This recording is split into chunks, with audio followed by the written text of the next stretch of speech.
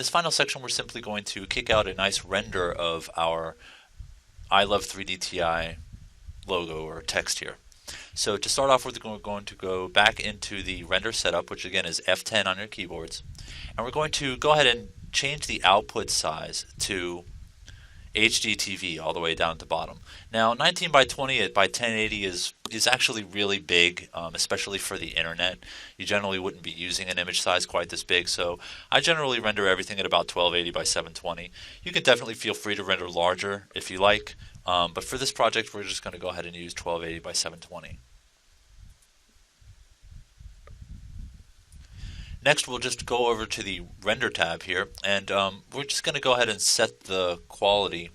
We're just going to change this basic quality here to the classic / ray traced sampling mode first, and we're just going to change this to 1 and 16. Now this is going to increase our render times quite a bit, but it is going to smooth out any issues that we have with any of our lighting or any of our reflections. These are good basic settings to go with for the most part for rendering these kinds of images, especially when you start to increase the render size. You definitely want to think about adjusting these. Now obviously both of those increase render time, so you want to be careful with that. You want to make sure that you have time to kick out the kind of render that your client wants, but you know, for this project it shouldn't be much of a problem.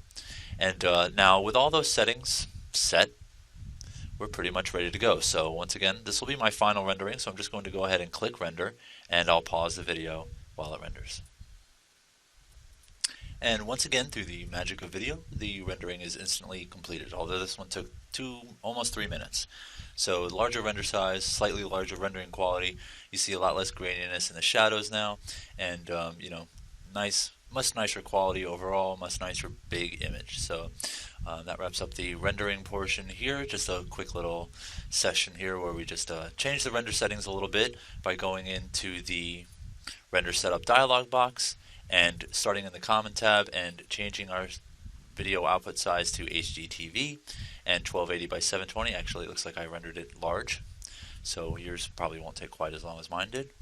And then simply going over to the render tab and changing these settings to 1 and 16, remembering to use the classic / ray traced method. That's just the more traditional one. The newer version is the unified ray traced, but for simplicity's sake, we're just going to use the classic and ray traced option, and we're using minimum and maximum of 1 and 16.